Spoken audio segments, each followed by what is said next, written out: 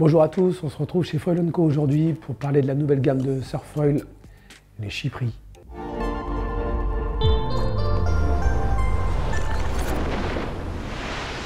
Chypri, est-ce que tu peux te représenter s'il te plaît? Alors bonjour tout le monde, je m'appelle Chypri Courdet, je viens de Moorea, une petite île à côté de Tahiti. Et je fais du foil depuis à peu près 3 ans, un petit peu plus, du surfoil.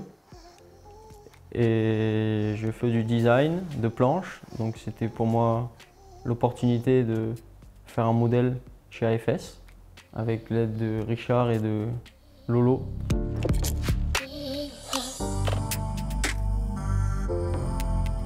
Et quel modèle, j'ai envie de dire. Alors c'est clairement un modèle qui a été pensé de A à Z pour vraiment optimiser toutes les qualités de ride. Je pense que j'ai rarement vu un shape moi, qui avait autant d'attributs spécifiques pour optimiser les performances. Je pense que visuellement, d'ailleurs en prime abord, on peut se dire qu'il y a tout un tas de bizarreries qui apparaissent sur la planche. Il y a une justification systématique sur tous les attributs qu'on peut voir. Et Chypri, je te laisse un peu développer avec toutes ces spécificités. Alors on a shapé cette planche en essayant d'optimiser au maximum la répartition des volumes. On a donc fait un gros travail sur la cuvette qui est vraiment optimisée au maximum. On a essayé de garder un maximum de surface en contact avec le pied, donc grâce au kick avant et arrière de cette cuvette qui nous permet d'avoir de la surface sur le talon, sur le côté du pied et avec le pied arrière, donc les orteils, qui nous permettent de contrôler la planche en 3D, en 3 dimensions, ouais. Finalement. Ouais. Comme si un peu on avait des straps, on va dire. On a ensuite aussi ce dôme qui est entre les deux pieds, où là on a créé ce dôme pour rajouter du volume là où on n'a pas besoin d'en enlever. Et du coup, Chypri, tu peux nous en dire un peu plus aussi sur toute la variété de types de positionnement de pied qu'on a dans le milieu du surfoil. De ce que j'ai cru comprendre, il y a un style de ride avec des pieds qui sont relativement décalés. Et j'ai cru comprendre aussi, du coup, c'est ce qui avait initié en fait tout le travail de cuvette et le travail de la capacité, entre guillemets, à exploiter toute la largeur de la planche pour que tu puisses décaler les pieds. Je te laisse développer par rapport à ça. Oui, alors on a essayé d'élargir au maximum la cuvette en s'approchant des rails pour pouvoir désaxer nos pieds afin d'avoir un contrôle et des appuis plus francs lors des changements de quart, rail to rail sur l'axe en roulis. On a donc optimisé la cuvette pour pouvoir rider le plus offset possible, donc avec les pieds les plus désaxés, mais sans pour autant restreindre ceux qui ride avec les pieds dans l'axe, parce qu'on a une forme de cuvette donc avant et arrière qui est très agréable si on garde les pieds dans l'axe tout simplement. Sachant qu'on garde en plus effectivement avec les bords qui remontent, c'est cet appui avant et cet appui arrière dont tu parlais tout à l'heure. C'est ça, grâce au kick, l'optimisation des surfaces touchées entre le pied et la planche pour avoir un max de contrôle. Et du coup, si je comprends bien, tous les endroits où on n'est pas susceptible d'avoir les pieds sur cette planche, et ben en gros, on a cherché à rattraper du volume pour se retrouver sur le litrage sur lequel on comptait tabler pour garder une bonne capacité d'entrée en vague et une bonne capacité de rame, ni plus ni moins. Exact. Donc on a un peu le meilleur des deux mondes entre de l'accessibilité finalement à la rame et à l'entrée en vague et un feeling de foil qui va vraiment être parfait parce qu'on se retrouve à les pieds qui sont très très près du foil. C'est bien ça? Oui, on a pu donc réduire l'épaisseur de la planche afin de se rapprocher du foil grâce au volume gagné là où en temps normal on en enlevait.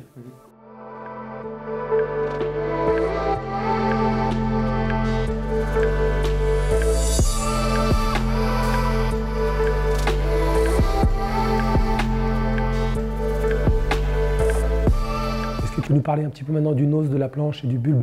Alors, le bulbe, on a souhaité conserver quand même cette forme de bulbe à l'avant pour garder du volume et optimiser la répartition, bien sûr. Mais on ne l'a pas fait trop gros parce que je trouvais que les bulbes trop gros, j'ai essayé des planches comme ça, ça enlève un peu de nervosité et de maniabilité à l'ensemble. Donc on a gardé un bulbe raisonnable. Ouais, complètement. C'est vrai qu'il y a un peu plus d'inertie ici, il y avait beaucoup plus de volume à l'avant. Voilà. Et là, je trouve aussi il y a un équilibre qui est intéressant entre le léger bulbe du nose, mais aussi le léger. Il y a quasiment un bulbe en fait léger sur le tail aussi, derrière le pied arrière. Donc du coup, la répartition de volume a vraiment été optimisée aussi pour que l'équilibre dans les canards, et tout ce qui va être passage sous les mousses, etc., soit très raisonnable. C'est un petit peu l'inconvénient qu'on peut avoir sur des planches qui sont très bulbées. Elles ont un petit peu le cul qui va rester un peu au fond de la flotte parfois, et ça fait des canards où on sort un peu en torpille avec le nose. Donc là-dessus, l'équilibre général de la planche a comme été vraiment parfaitement conservé, que ce soit dans le ride, comme dans les canards et dans toutes les phases d'approche de la vague. Oui. Et ce volume-là ne gêne en aucun cas la maniabilité et le vol en l'air. Donc maintenant, on va parler carène. On va retourner la planche. Là aussi, on peut retrouver des formes dont on n'a pas l'habitude de voir trop. Il faut savoir que la planche de foil est conçue pour voler et donc ne touche pas ou très peu l'eau. On a donc essayé d'étudier les formes et les profils pour qu'elles soient compétentes en prise de vague et en touchette. C'est les deux seuls cas où elle touche l'eau. Le reste du temps, elle va être en vol. Donc, on a aussi essayé d'optimiser toute cette surface de carène. Clairement, la outline a été vraiment pensée effectivement aussi pour limiter l'influence, effectivement, comme tu le disais tout à l'heure, mais aussi l'influence en fait de tout ce volume de planche lors des turns, en fait, lors des grandes prises d'angle et avec la radicalité que tu peux avoir dans ton ride. Clairement, tu as vite fait d'avoir la planche qui va aller se rapprocher de l'eau au niveau des rails, etc. Oui. Bon, il y a tout un travail, j'ai l'impression au niveau des biseaux, etc., qu'il y a pu avoir sur l'ensemble du rail et sur la différenciation entre le patin de milieu de planche et la largeur définitive de la planche avec les élargisseurs, qui fait qu'on va avoir le parfait mix entre stabilité à la prise de vague et réduction de la surface mouillée aussi d'ailleurs dans la prise de vague, dans la phase d'accélération. Ça, c'est une grosse influence sur le coup de frein qu'on peut avoir dans les touchettes. Donc là, on a vraiment un patin central qui est très hydrodynamique, qui fait qu'on a vraiment cet effet rebond en fait là, sans avoir le coup de frein dans les touchettes. Oui. On connaît déjà l'efficacité des carènes de planche de downwind, qui ressemble un peu à ce qu'on a essayé de faire sur cette mini planche où on essaye de conserver un maximum de glisse à la nage et en enlevant le maximum de surface pour retarder la touchette. Alors on a aussi un double concave qui nous sert principalement à tendre le scoop de la carène. Donc on a une planche avec du rocker pour les touchettes, mais c'est comme si on avait une planche toute plate lorsqu'on se met à la rame. Ok. Ça fait une accélération de rocker, mais tout en gardant la tolérance nécessaire pour les grosses touchettes, et puis peut-être les take-off un peu engagés aussi, j'imagine. Oui, aussi, oui. Le fait d'avoir une spatule devant. Ok.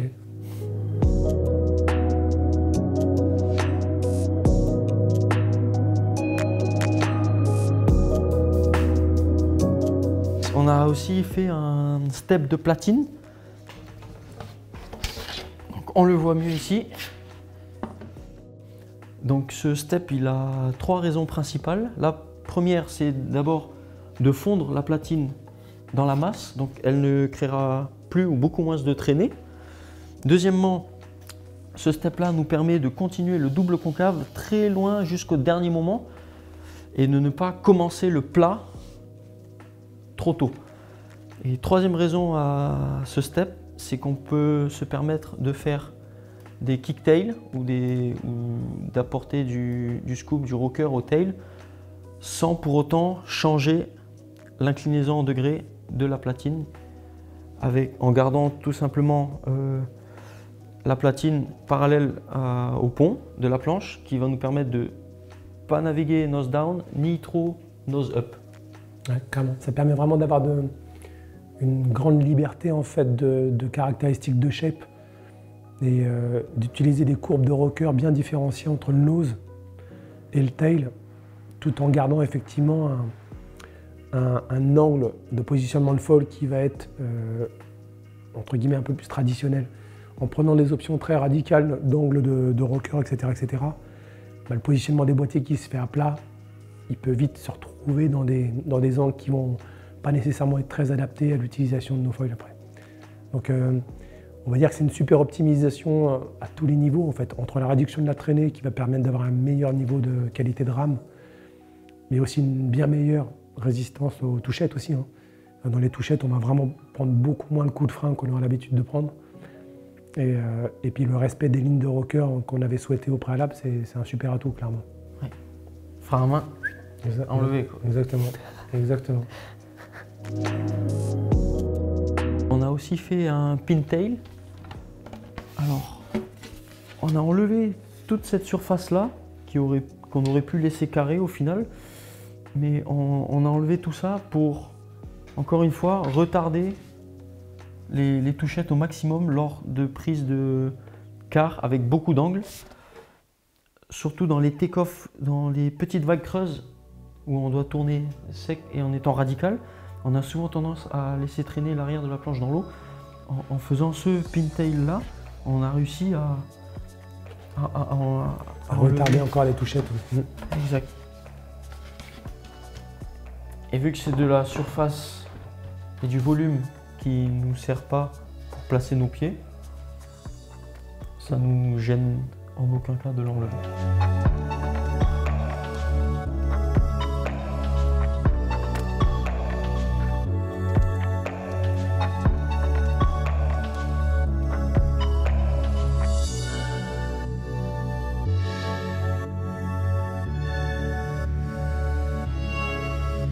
C'est un modèle qui va sortir en 3 différentes tailles.